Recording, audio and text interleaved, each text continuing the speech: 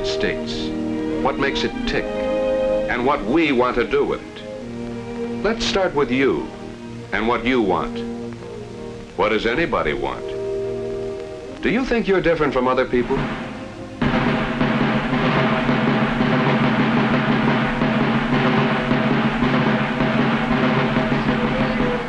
Millions have worshipped the strong man, the leader. Millions let somebody else decide what they want. They worked, fought, died for government by strong men, by fear, by force. Und damit unser deutscher Volk und Vaterland. Yeah, the dictator. No, not everybody agrees. Over here, we don't like dictators. We don't worship the strong man. We worship as we please. Our government represents us, the people. Our government is our servant, not our master. We can work, we can fight too, that government of the people, by the people, and for the people shall not perish from the earth. That's what Lincoln said. Not that everybody agreed even then. Lincoln was shot, remember?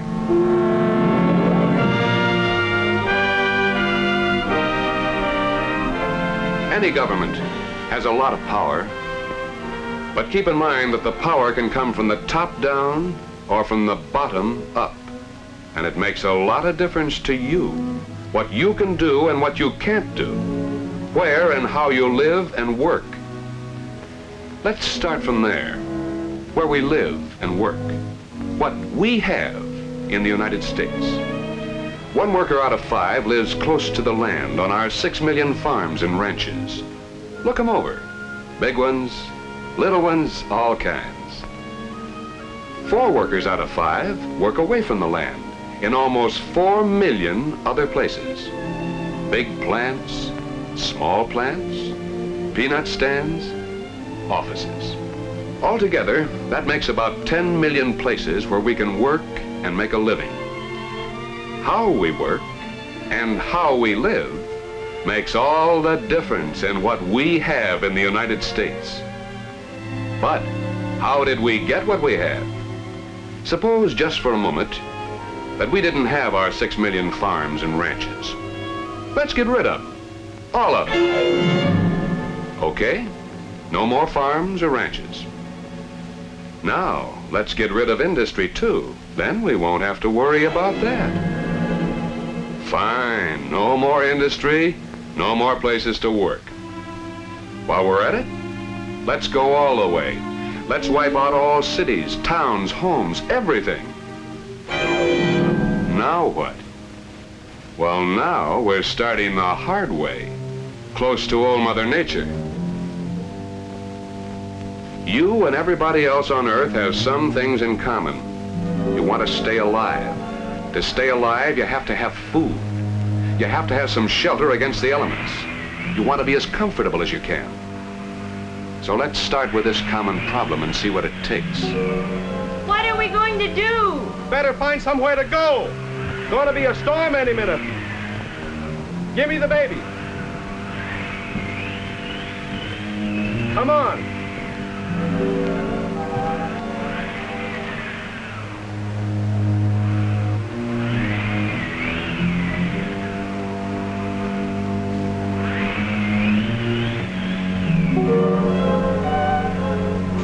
Well, it's better than nothing, I guess. Oh, take it easy, honey. It's so cold. Could you build a fire, Tom? Sure. Gee, I don't seem to have any matches. Don't worry, we'll work out something. Looks like this might blow over. You stay here. I'll go out and see what I can find. Don't go far, Tom.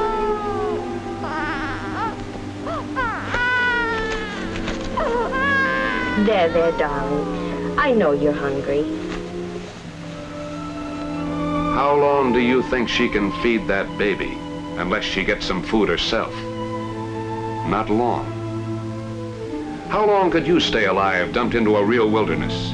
Most people would starve to death. And yet, it's funny, isn't it? It's all there. Sun, air, soil, water, minerals, metals. It's all right there. But how to get at it?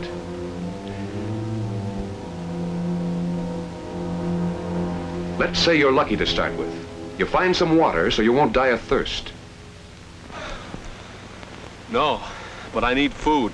Food, shelter, and comfort. Food, yeah. I'm all right on that other stuff. You are now. But where are you going to get another shirt when that one wears out? Well, I don't know. But I'm not going to worry about that now. When the snow starts to fly, you'll worry about it? Plenty. I'm going to have a look around.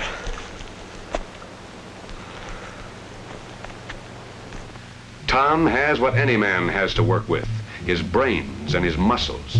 So he goes to work with what he has. Put yourself in his place. Let's say you're lucky. You find some roots you can eat. You find some berries. A couple of days go by and you're still alive, but it's a full-time job. Let's say you're very lucky. You find some fish just when they're spawning. They're helpless. Now, this probably wouldn't happen to you, but let's make it easy. Let's say you get a couple of fish the way a bear does. Midge!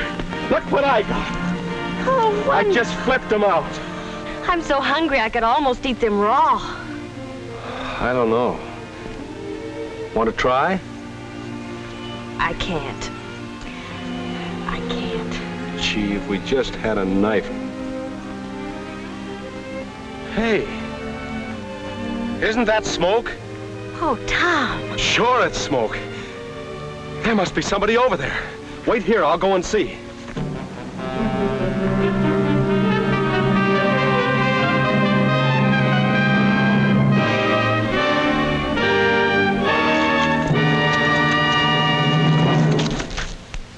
Where'd you come from? I don't know. Neither do I. You got a fire. I wanted a fire, but I didn't have any matches. How'd you do it? It took me long enough to get going. I've been trying to do this ever since I found myself here. I started like this. See? Then I took my shoelace and did it this way. Gee, that's wonderful. Yeah. And that knife. Where'd you get it? I found the antler. I made it by rubbing it against the rocks. Say, how about letting me use it? Ah, wait a minute. What do you want it for? You got some food? My wife and baby are just down the valley. We've been living on roots and things, but I got a couple fish. You have? How big? Oh, about like that. Nice ones. Man, I'm so hungry I can hardly stand it. I've been working against time. I got a weak stomach and I figured I can't eat stuff raw. Look, let me buy one of those fish. What with? What do you think? Oh, well, I guess I haven't got any money. What would I do with money around here? Well, nothing, I guess. Look, let's put it this way. You give me a fish, I'll let you use my knife and cook on my fire. How's that? Wait a minute. Maybe I'll never find another fish. Listen, I gotta get something to eat. I'm so hungry, I'm sick, I've been working. Where are they? Back with your wife? Don't get any ideas. I offered you a fair swap. Give me that knife. I'll give it to you right in the belly.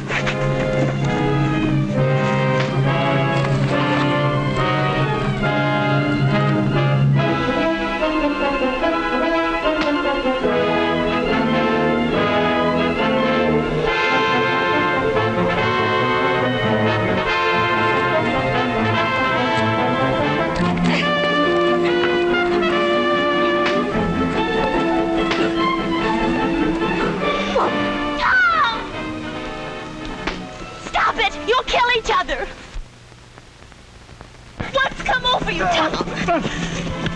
Rude men acting like savage. Tom's fighting for his life.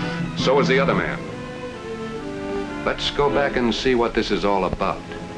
If you were thrown into a wilderness without a match or a knife or any tool, you'd be right smack up against nature. You'd be just the same, the same muscles, the same brains, and without tools, you might stay alive for a while.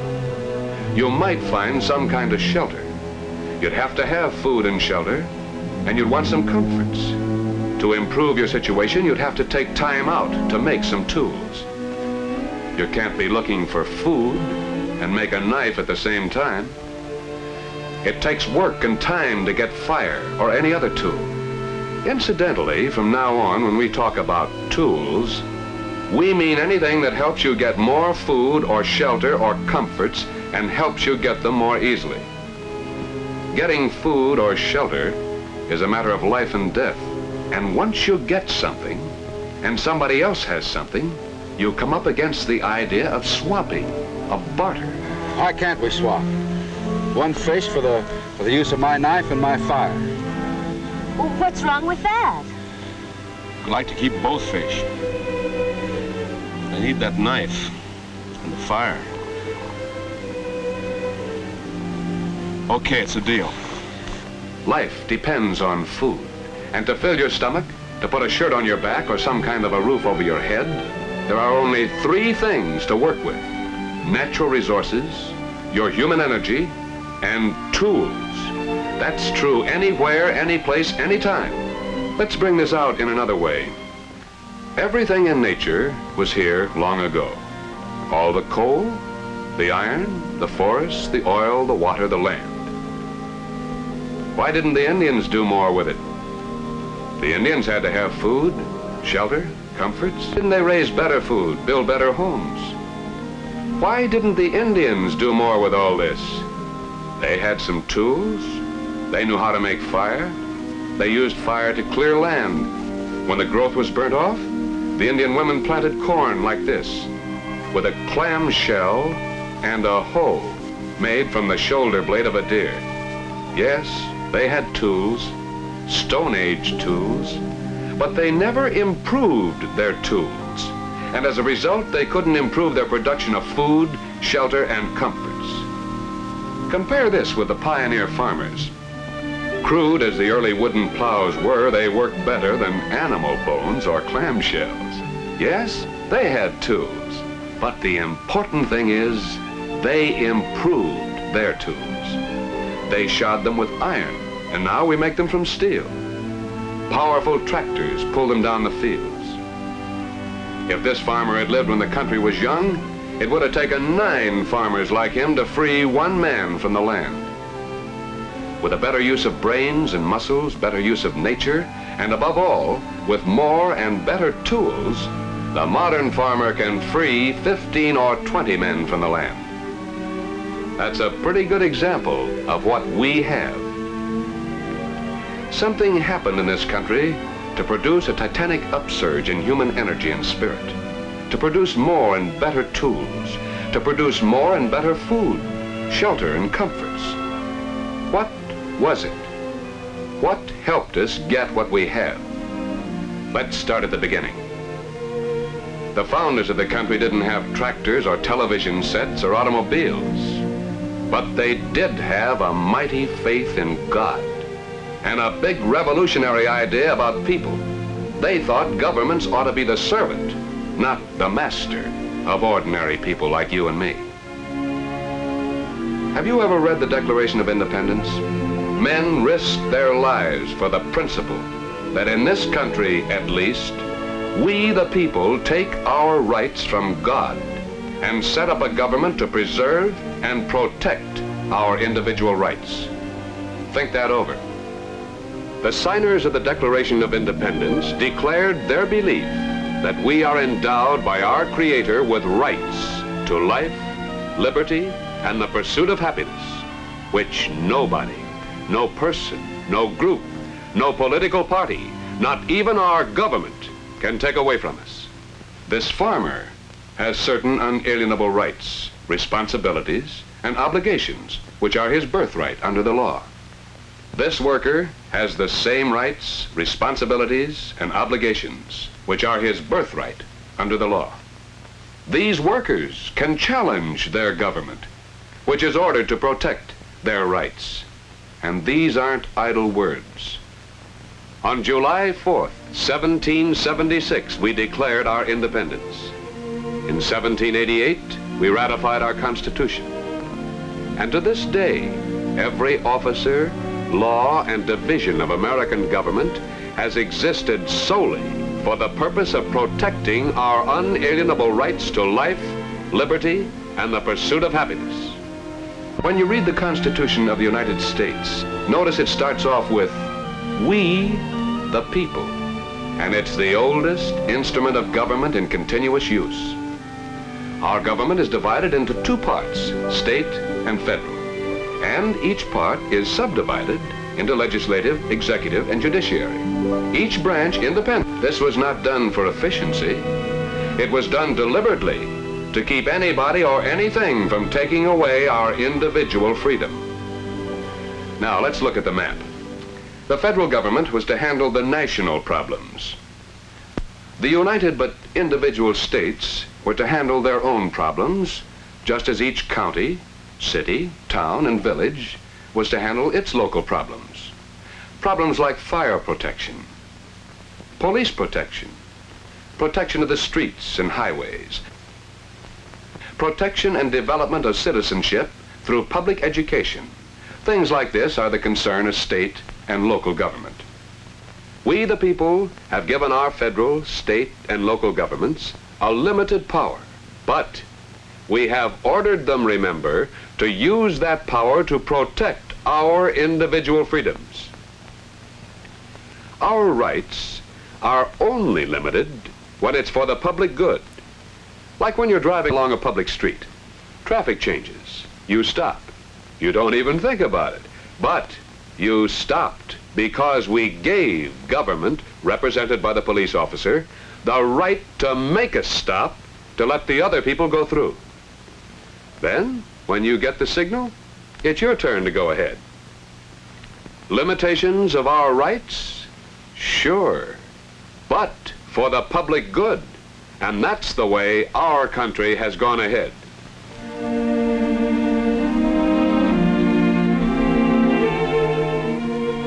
Just what does liberty or individual freedom mean to you? Freedom to do what? There's New York. Just what freedoms do the people down there have? And what difference does it make? How about San Francisco? Chicago. Is life in Chicago any different from life in Moscow, Shanghai, Paris, or any other city? Is this any different from a town of the same size in some other part of the world?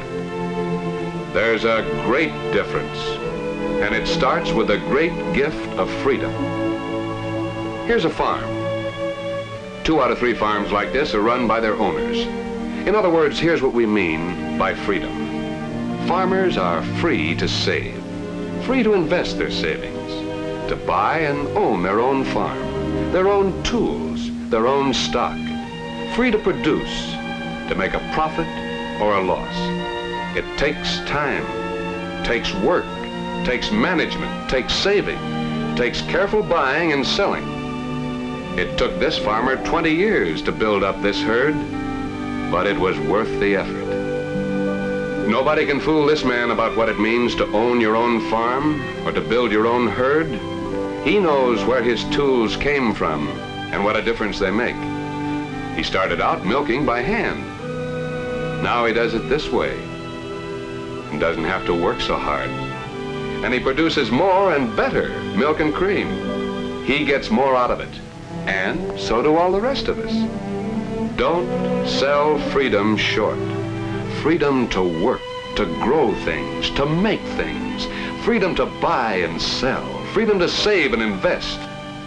We have these great freedoms in this country. You have them. Today, as you may know, we live on about 1/16 of the land area of the world. For every square mile we have, others have 15. For every worker we have, others have about 15. As far as nature and manpower go, the odds against us are about 15 to 1. Let's get this straight.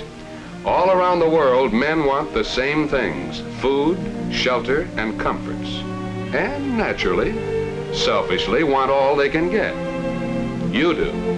I do. Everybody has this in common. All of us must use what we can find in nature, our own manpower, and the tremendously productive power of tools.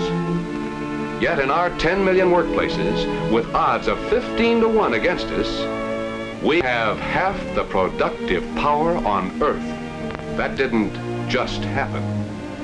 There's a good reason why we have the best workers, the tools on Earth, why we're about 8 to 1 better off than the rest of the whole world. How do you think this came to be? What makes us tick? Let's talk about how we got what we have in these United States and what it means